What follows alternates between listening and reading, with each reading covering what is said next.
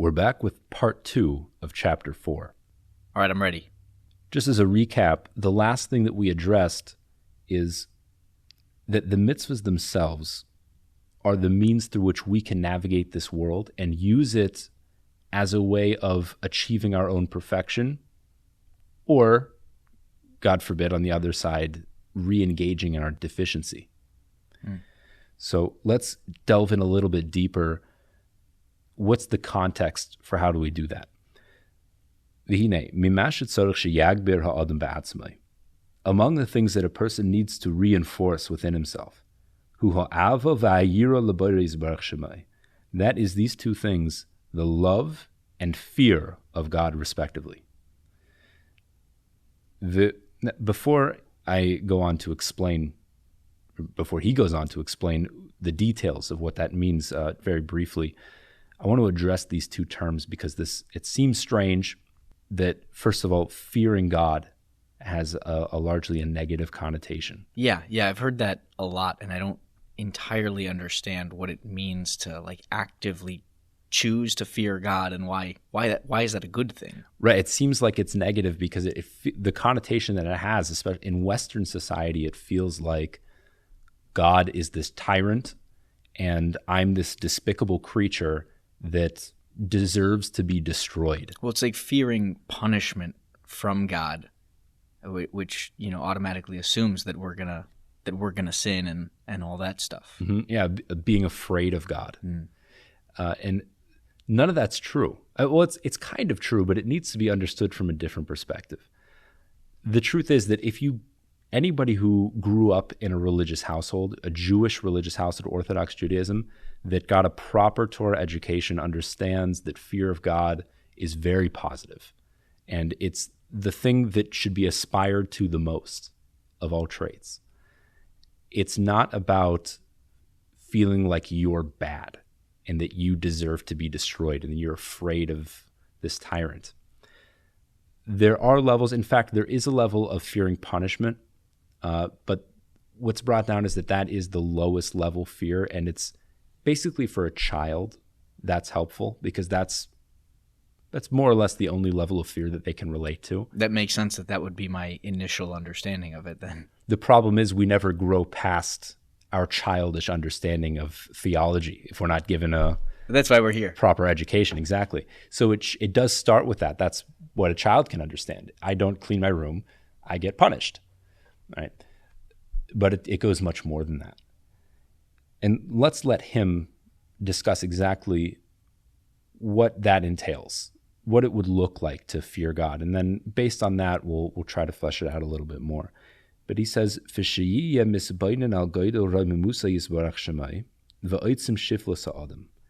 that you contemplate the greatness of God. This is love. Well, the contrast here that he's giving is really fear. But he'll come back to love in a second. He says, that you contemplate the great loftiness of God, comma,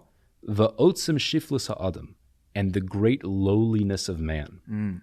The contrast of recognizing how small I am compared to God brings about a quote-unquote fear, or really an awe. That makes sense. If you would dare to be afraid of the ocean, how much smaller are you relative to God? Exactly. Yeah, that's a good example because those are examples that we should take and use as a model. Those are things that we can really relate to. And if you've ever been to the Grand Canyon, I haven't, but I'm awaiting the experience, and you see the vast greatness of the landscape. Or if you stare up at the sky out in the wilderness and you see all the stars, and you're struck by such a profound feeling of awe that this is great and massive, and you have a clear recognition of how incredibly enormous the universe is and how small I am, and it brings a very humble feeling to oneself. That is the ideal emotional experience of fear of God. Recognizing, there's God and there's me, and I'm not God. That's the core of fear of God. and that a person not only recognizes that he's not God, but recognizes that God is greater. And so he uses this word here, yachnia. And the problem I'm having is that there's not really a good word to translate this into English. And it really says a lot about our culture, that we don't have a word that really expresses this. I might say that one should subjugate themselves to God, but that's not entirely accurate, because it has the connotation that you're going to be serving God, which is also true, but that's not what this word means. Maybe debase is closer, but it's not entirely. Yeah, but also, right, it has the connotation of something very negative about the self. Yeah. The idea is, if you've ever seen Wayne's World, Wayne and Garth get down and bow and prostrate themselves, say, we're not worthy. It's that feeling, except you don't necessarily physically have to prostrate yourself. It's the attitude where I recognize that you're greater than me, and therefore I come with respect. That's the idea here. The fact that we don't have, maybe it's definitely my lack of vocabulary, but the fact that it's not readily at the tip of most people's tongues, it shows something about, we don't really have these kinds of relationships in our culture, and that puts us at a disadvantage for relating to God. Please, if you know this word we're looking for, email the rabbi. Please leave a review, leave a comment, something. Now, furthermore, the yevush mirai mamusai, and this word yevush, it also has very negative connotations. Let's translate it. And he's embarrassed or ashamed in God's presence. It sounds bad. It sounds like, again, I'm a despicable, deplorable thing, and therefore I'm embarrassed because of how terrible I am in the presence of God. That's not what this means. It's not about thinking about how awful I am. What this makes me think of is, the idea that any of us walk around thinking that we understand or control some aspect of our reality, and we really go through life this way, thinking that we actually. I'm driving. I'm driving, exactly, and then there's that moment where you are confronted with, either literally or more often figuratively, the presence of God, and you recognize, 30 seconds ago, I really thought that I was in charge. And you do feel shame at the recognition that you did previously, just recently, think that you were really in control. You really knew what was going on, and now you're confronted with this magnificent being that is truly perfect and is truly the master. That's a great way of looking at it. Because there really is truthfully a negative connotation here with shame, because you are recognizing something within yourself that's not good. But what it means is it's to recognize that you have deficiencies. That's what you experienced there, right? I thought I was in control. When I come into contact with an awareness of God, I recognize that I'm not. I recognize that I have deficiencies. I recognize that I'm not the king of the world. And it's that awareness that brings quote unquote shame, but it's not to the extent that I then say, therefore I'm terrible. Therefore I label myself as a bad person. Right. That's not what shame is supposed to do. Shame should and could be very, very healthy. And in fact, it's brought down that it's a Jewish trait. It's something that's recognizable among Jews. That's the Maimonides says this. It's a very admirable trait to have shame. So we need to have this paradigm shift of understanding these concepts like fear and shame. There is a way of approaching these ideas that doesn't have all these terrible negative connotations. They're not solely negative. Right. There's something to be admired and to aspire to attain. Clearly here, he's saying fear of God, this is the core of our approach to divine service, is we come with that context. Now, that's fear. He did mention the other one, which is love. And love, he says, that you crave, you desire to be among those that serve God. You're just like the way a person would crave a tasty donut. is you have a craving to have the opportunity to be of service to God. That is an expression of love, is that connection, forming that connection. And so really in this way, love and fear of God are juxtaposed, and they are opposites in a certain way, because love is becoming one with God. I'm connected. So if fear is developed by contemplating the greatness of God and our relative insignificance in comparison, how do we foster the love? There are a couple ways to do that. The Rambam says that if you contemplate the greatness of God, just without the comparison to yourself, it generates such admiration that you'll want to be connected to God. Okay. So that's one way. The act of studying Torah, which we'll bring up later on, that itself generates love of God, because that exposure of divine wisdom will be something that will connect you to God. Ultimately, when you devote yourself, when you devote your life, your actions to service of God, that will create and develop love, because it generates a oneness between you and God. When you acknowledge that what I'm doing here is only for God, right, that creates it. That makes a lot of sense. And furthermore, lehishalel b'tehilasai ulishtabech bigdulasai. He adds this in, which is great. To be praised, a person craves to be praised in Hashem's praise, in God's praise. Ulishtabech bigdulasai, and to be honored in His greatness. That a person does need to feel significant. Where does your significance come from? Only from the fact that you serve as a vessel for expressing God in the world. That's the ideal. Now, these are the means, love and fear, that are very strong, that bring a person close to God. That purify and lighten up that darkness of the physicality, and brightens the glow of the soul,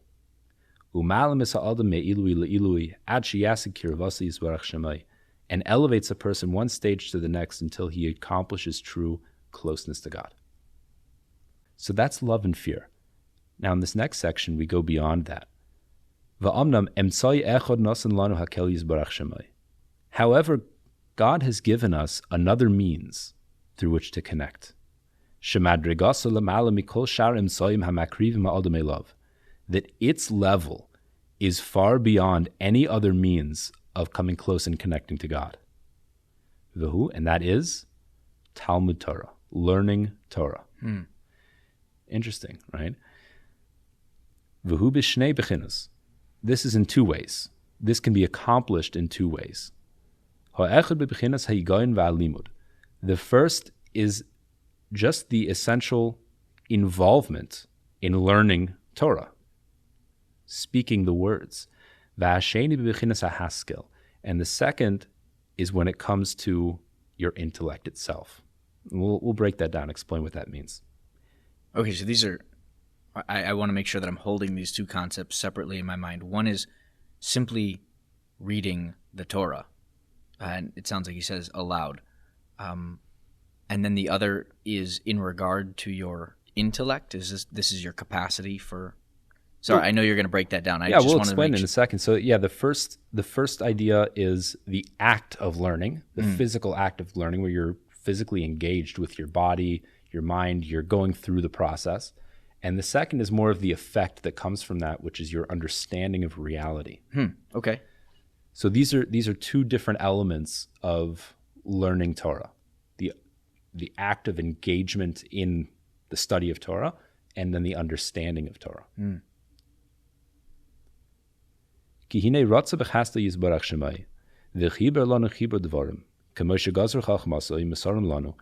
For Hashem's kindness, He wanted to give us a book. He wrote things down for us and handed it over, passed it on to the Jewish people. That is the Torah that we refer to, the written Torah. Va'achrav Sifrei Nevi'im, and then after those 5 books of Moses came the books of the prophets.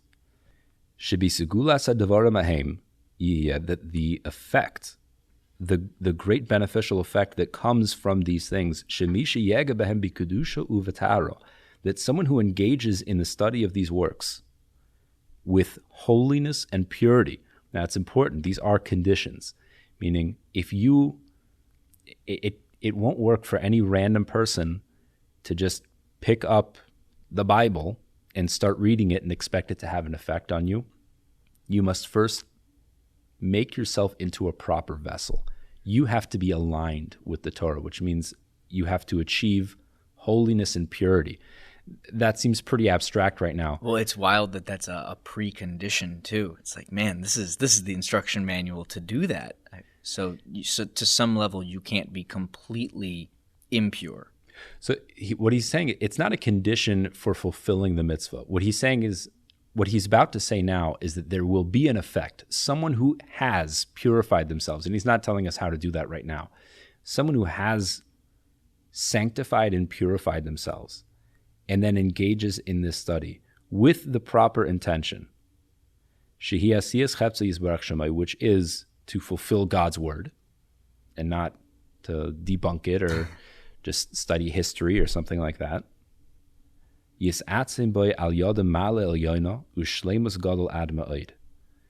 it's approached with as a sacred text, it will have an effect on the person that he will elevate to very high levels, ushleimus gadol ad ma'od, and an extremely high level of perfection, just by reading the words properly as a proper vessel. And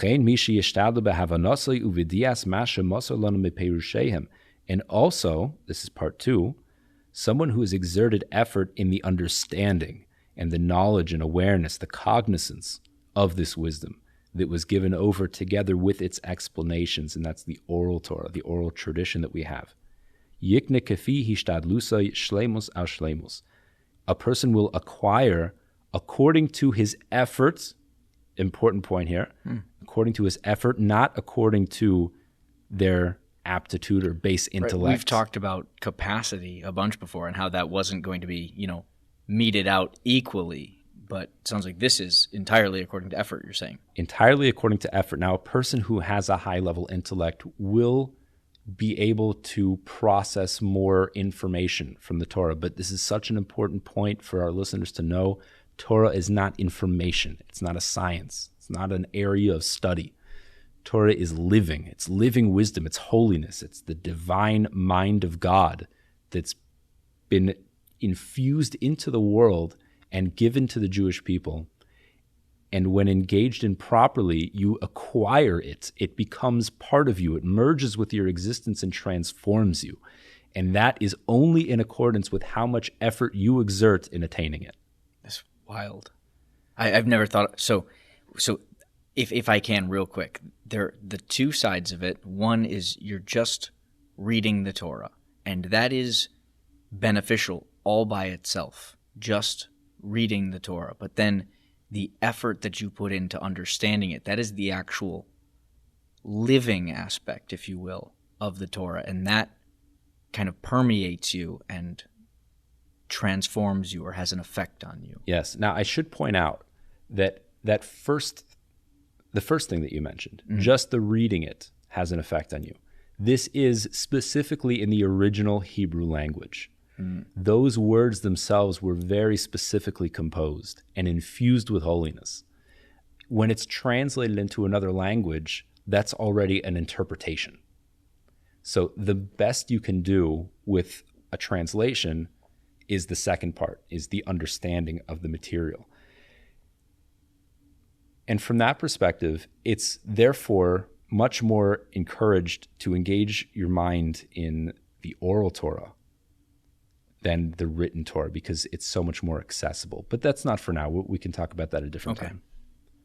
Kol shekain im yagia el haskala sisreihem v'razehem, and all the more so if a person involves himself and exerts effort in understanding the hidden and deeper elements of the Torah. Here he's referring to Kabbalah, mysticism. Shekol inyan mehem sheyaskil yukba v'yisatzim b'nishmasei. That any element of that that's truly understood greatly enhances the soul. Madrega min madregos hayosa ramush shebamalav hashlemus ha'amiti. Higher and higher levels of true ultimate perfection. I mean, that's the highest level to obtain knowledge of Kabbalistic understanding of Torah. Okay. So is he actually recommending that people go out and start learning Kabbalah? Good question. No. This is not a public endorsement for every single person. And like we said earlier, he's not providing instructions for the layman right now. Right? As he said earlier, someone who engages in Torah study in a state of purity, obviously he's talking about someone that's on that level. He's not giving instructions here. He's just explaining theoretically what the effect would be if someone would engage in these Okay, so if you've elevated through the proper steps, if you have gone through and you understand the written Torah and the oral Torah together, and then the next proper step is for you to learn Kabbalah and understand that, that would also be very beneficial for you.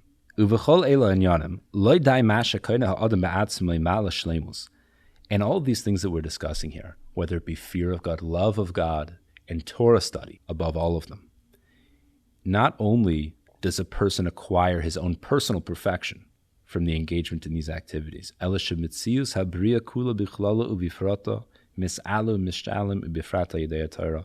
entire universe that the person exists within, the whole world, also becomes changed, transformed, and elevated, specifically through his engagement and involvement in Torah study. We keep kind of tangentially coming back to the concept that man is a microcosm for the universe. Right.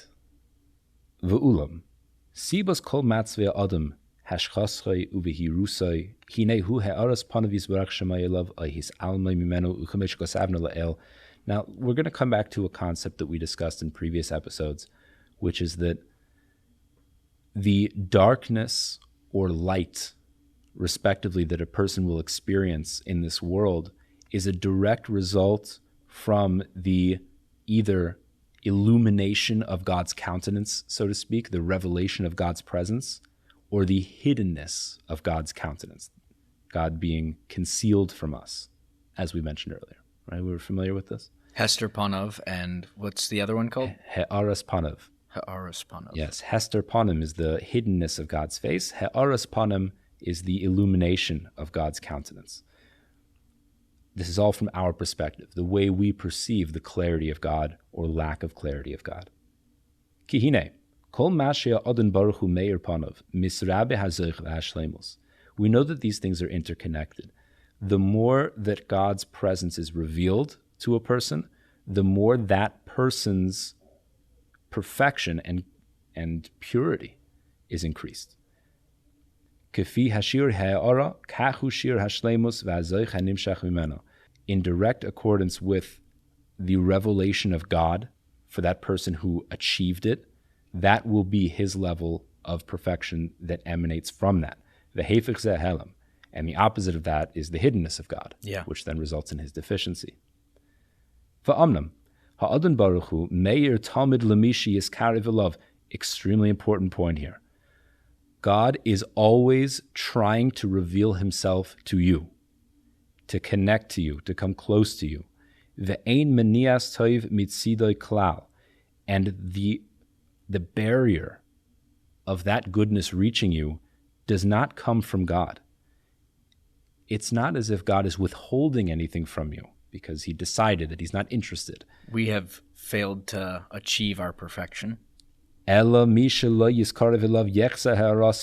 person that doesn't come close to God, he is losing out, and he is causing that lack of illumination, that lack of perception of God. It's all from our perspective. That barrier is put up by us, not from Hashem. It's like a relationship. I mean, it is a relationship. But in any relationship, it's only as strong as the person who wants it the least. Man.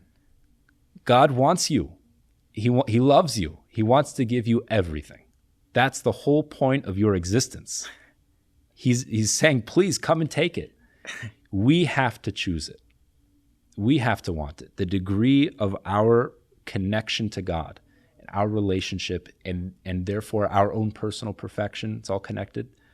It's only to the degree that we choose to come closer.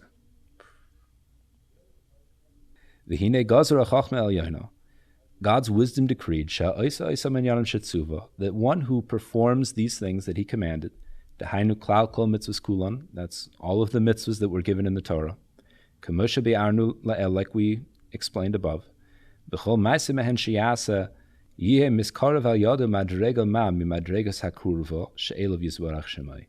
that a person who performs each one of these mitzvahs, he will come a little bit closer, one step closer than he was before, in all of the levels of closeness to God. And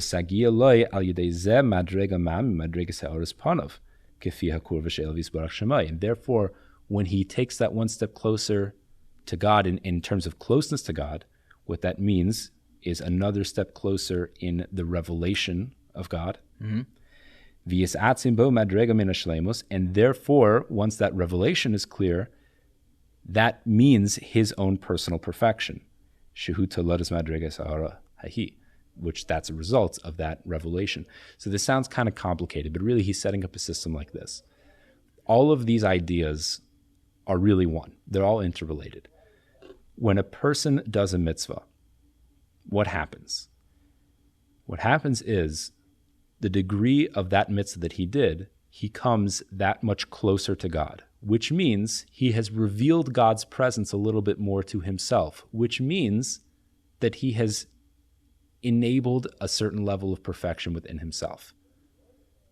So he's more connected to God and thereby receives more good, or I don't want to say receives more goodness. No, but you're 100% right. It's all the same thing, and we do say it in language like that. Mm-hmm. He's filling out the whole picture for us. Okay. Right, and connecting everything. We did these back in chapter 1, chapter 2, these ideas of what's the purpose of creation is to receive goodness from God, but we have to achieve it ourselves. We achieve perfection. That's done through coming closer to God. That's done through performing the mitzvahs. It's great that all this stuff is, how do I want to say this? It all builds on each other. I don't want to say that it's purely linear because clearly we're drawing on ideas that we learned in chapter 2. But it's very cohesive. This was his greatness, his ability to lay it out like this. The hefech zeh ha'averos. Now the opposite of mitzvahs, that's these transgressions, sins, right? So what are sins? You're such a terrible person. That's not how God punishes you. No, not at all. Kol ma'aseh mehen sheyaseh adam chas v'shalom. Any person that will sin, God forbid, what he's really doing is distancing himself from God. He's creating distortion and disparity. God says, do X. Or let's say God says, don't do X, and you do X. What happens there is you have created dissonance between you and God. Well, I just had kind of like an epiphany. There's all sorts of teachings where we learn about the ways in which sin has negative effects, but it's usually something like karma, where something in the world goes poorly for you. But this builds on that, where the real negative effect is simply the increasing the hiddenness of God. Right. Yeah. When you act out of alignment with God's will, that naturally creates dissonance and hiddenness from your perspective. That hiddenness then results in deficiency in you, because dissonance from God is dissonance from reality. So now you're lacking. Yeah, that's the true negative consequence. And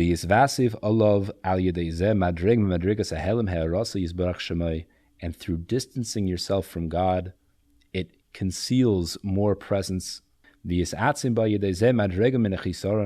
And then there will be a reinforcement of another level of deficiency, which is a result of that hiddenness, that dissonance from God. Okay. Nimtza lefi kol ma shehigdamnu. It comes out from everything that we've now established. She'akavana be'emes b'chol hamitzvos tiye elov yizbarach shemoi v'hiskarev elov. The whole point, the true intention of all of the mitzvahs is only to come close to God. V'le'or ba'or panav. And to have a revelation of His presence to you. V'hamaniya min ha'averos lihimalit min ha'hisrachik mimenu. And refraining from doing transgressions is to avoid the things that will distance you from God. That's the whole point of all of the mitzvahs. However, specifically, what each mitzvah does, yesh behem oimek gadol. There's a tremendous depth to each one of them. Kefi prate inyanei ha'adam, according to the complexity of man himself, v'abriya, and the universe. Like we've mentioned earlier. And we'll speak about some of those examples later in the book. It's actually toward the end of the book. We'll get to some specifics about what mitzvahs are doing and what their intention is. Oh, does he actually cover specific mitzvahs? He does, yeah, some of them. But right now we're dealing with generalities, what the general purpose of mitzvahs are. And that, with the conclusion of chapter 4 here, we've basically wrapped up the purpose of life. So that's it in a nutshell. We've gotten the easy stuff out of the way. There you go. The next section we'll be dealing with, which is actually still the first section, it's chapter 5 of the first section, deals with the different elements that exist within the world: spirituality, physicality, getting into the details of what exists, things like angels, and maybe some demons. We'll see. Looking forward to it. This just keeps getting better. Honestly, this is before we finish up. This has been so helpful for me. I keep going through my week, and sometimes we take like a week between these sessions, and I leave one of these sessions and I'm feeling great. Like I just learned a bunch of really valuable stuff. Spent time doing real important work. And then as the week goes on and we get 4, 5, 6 days separated from the most recent learning, I start to ask myself, do I have time to go and meet with my rabbi and learn this stuff this week? And then we do this. I come here and we sit down and we learn this stuff. And I just immediately at the end of this, how could I have even questioned if I had time to do the best and most important thing that I do every week? So I just thank you. Of course, it makes sense why that happens, right? It's all about a concealment of clarity. I mean, that's what this world is all about. We live in a world of illusion. It's so easy to get sucked in and distracted. We're constantly distracted by everything the world is throwing at us. And the result is that we become so distant and apathetic to the things that are the most important parts of our lives. Asking our question. I mean, even someone that's lived this life, that is living this life and has practiced it, to remember at any moment, what's the whole point of it all? There's a God in the world. My whole existence is just to connect to God. I mean, how often do we think about this? It's not easy to maintain. I want to steal an example that I've heard you use before. It's like atrophy. Imagine if you only went to the gym 1 day a week. At the end of that, the 6th day between, you'd be like, man, I really don't know if I feel like going back. Yeah, it's on a physical level. The physical level is always the best way to understand the spiritual level, because the physicality is where it all manifests. It's the most tangible. There we can see what's really going on. So on a physical level, you talk about when someone doesn't take care of their body, they're not eating well, and they're not using their body with rigor, they're not exercising. What happens is not only are they not improving, but they're actively destroying their body. Yeah, you get worse. Exactly. Yeah, it requires some amount of effort just to maintain your current level. So the catch-22 is that the worse state you're in, the less interest you have in improving it. And that happens for one of two reasons, I think. Number one is that there's a psychological effect that occurs, that you become committed to the unhealthy lifestyle and you think it's too hard. It's just like, I'm too far gone. I've chosen this path already and not interested in pushing forward. And so there's that level of resistance in conjunction with the fact that as your body gets weaker and weaker, it requires more and more effort to just do very basic things. And that's humiliating. And so that's all true on a physical level. It reasons that that's true on a mental and spiritual level as well. And it's so much harder to demonstrate. It's hard to demonstrate. It's hard to prove, but it's hard to even notice in ourselves. But we know it's true. Of course, it's true. If a person's really out of shape, they can look in the mirror. If a person's mentally and spiritually out of shape, the result is that they don't think about it, because that is a result of it, right? It's the distraction and the apathy. It's not one of those physically tangible things that's constantly thrown in front of us. God is going to make it so that you can forget about it if you choose to. You will forget about it. It requires constant training, like anything else. We have to train, and it's hard. We can't expect that, it makes sense now, so now it's easy, right? Because it's all obvious. He has said over and over again, I can't even count the amount of times in this book, he said, requires a tremendous amount of effort, right? You remember this? Yeah. Like he means it. It really means it requires a tremendous amount of effort. He makes it clear. I appreciated in this chapter, he makes it clear it's not about your aptitude or your capacity. It is actually about your effort. No pain, no gain. Yeah. So let's keep at it, one step at a time. If you take on too much, you'll end up burning out, right? You get all inspired and you go to the gym and you try to lift 4 times your maximum, you're going to hurt yourself. Or if you push too hard, you're going to end up worse off than you were before. Right. So we got to maintain that balance all the time. You get a little bit inspired, make a plan, make a learning plan. You're listening to a Torah class once a week. That's good. If you can handle a little bit more, get a rabbi to help you develop a plan that can advise you and has seen people go through this process before, knows you well, and be honest with yourself as much as possible. But it's important to push yourself a little bit, not too far, maintain that proper balance. And if you're on the path, you'll get there. Awesome. Just got to stay on the path. Till next time. Thank you, Rabbi.